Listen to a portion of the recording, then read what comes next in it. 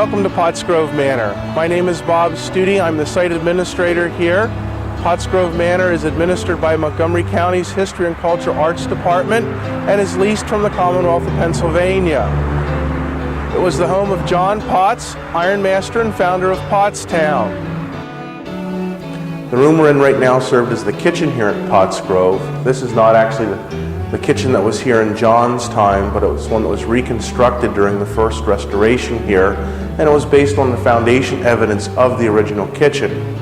It would have provided space for not only cooking the family's meals, but also for the slaves and servants who also lived and worked here at Pottsgrove.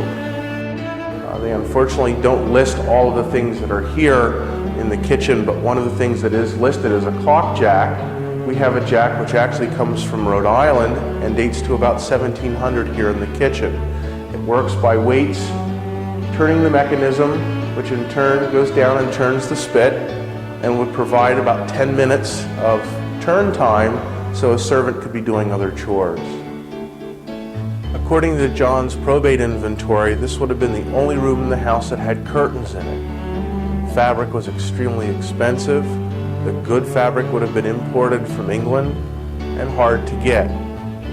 So to have one set of curtains in a house in the mid-18th century would have been definitely showing wealth. The curtains here are a copy of period curtains.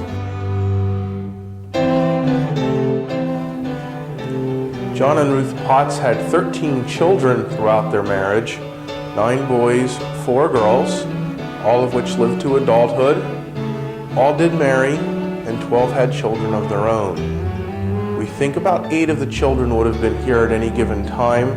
It wouldn't be uncommon to find as many as 3, 4, and 5 young children in one bed, especially if they were under the age of 5. A linen press would have been found in the wealthiest homes, which would have been part of the care of textiles early through mid-18th century. Bed and table linens would be washed, dried, ironed flat, folded properly, and then finally pressed. And the idea of the press, which is contained in the top of the cupboard here, would have been to get the wrinkles in the right place in the form of raised squares. They could be then stored down below, all under lock and key, again, since textiles were so expensive and hard to get.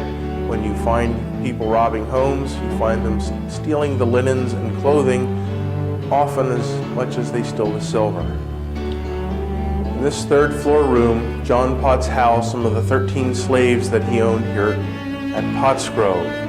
There were 10 men and 3 women at the time of his death. We know that some of them worked at the iron forge here in town, while the others probably worked in and around this house.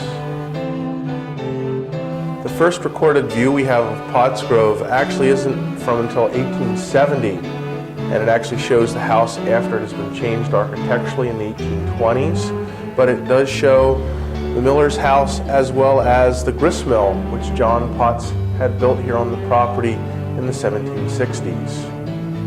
Other views are also included here in the room, which follow other details, everything from its hotel days when the Gable brothers purchased it and made it into the Mill Park Hotel, to when it was a bar room and boarding house for steel workers here in Pottstown. During the early part of this century, the house served as an apartment building with 3 different families living in it, and during the Depression of the 1930s it fell abandoned. We hope the house will look like this, with some of the changes we've already seen, as well as a new hood over the front door. I hope you enjoyed our visit here at Pottsgrove Manor. The museum is open all year long, Tuesday through Saturday from 10 to 4, Sundays 1 to 4. Our last tour of the day begins at 3:30 p.m. The site is free to the public. We offer programs throughout the year, and you can call for more information at 610-326-4014.